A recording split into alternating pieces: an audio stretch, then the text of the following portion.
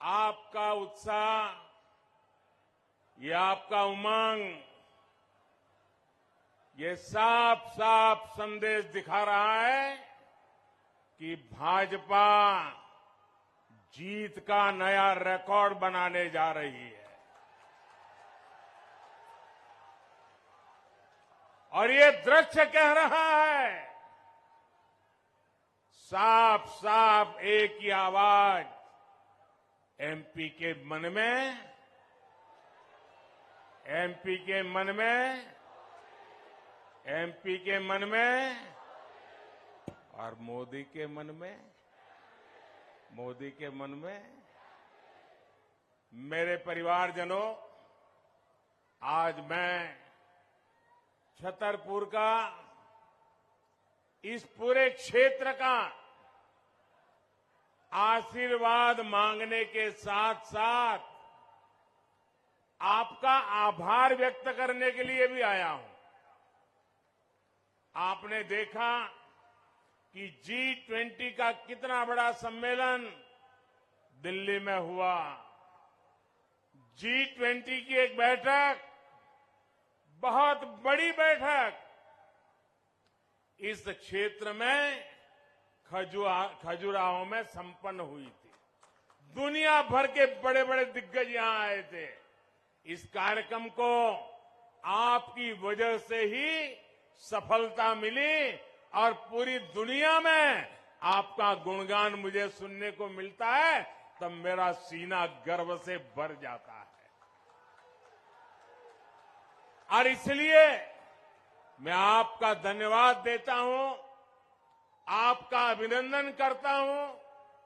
साथियों, हम वो लोग हैं जो भारत की माटी का ये चंदन माथे पर लगाकर गर्व से भर जाते हैं।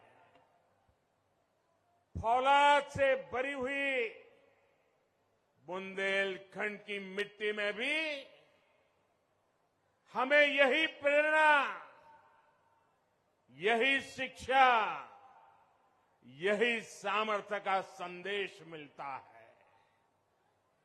लेकिन कांग्रेस ने ना इस मिट्टी की ताकत समझी और ना ही देश की आन बान शान बढ़ाने का काम किया।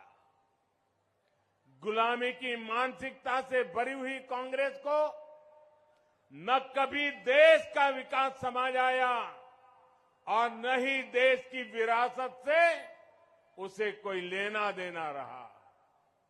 हमारा एक छतरपुर का खुरचन, यहां का जटाशंकर मंदिर, ये हमारा भीमकुंड, ये पांडव फॉल, राणे फॉल, ये सब कुछ पहले भी था। क्या मोदी आने के बाद आया क्या?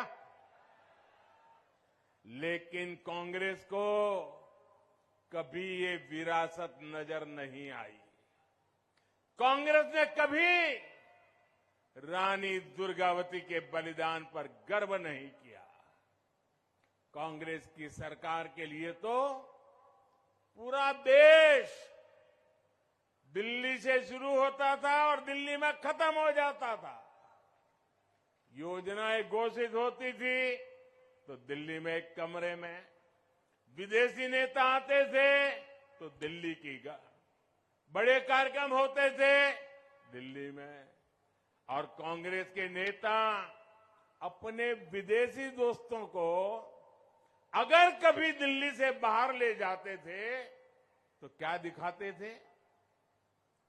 याद करना, ये मीडिया वाले तो पुराना तुरंत निकाल करके रख देंगे। ये कांग्रेस के नेता अपने विदेशी दोस्तों को भारत की गरीबी दिखाने के लिए ले जाते थे। सोने का चम्मच लेकर पैदा हुए कांग्रेस के नेताओं के लिए गरीब एक टूरिज्म बन गया था। गरीब का उपहास हो, गरीब की मजाक उड़ाना, यही उनका कारनामा हो गया था।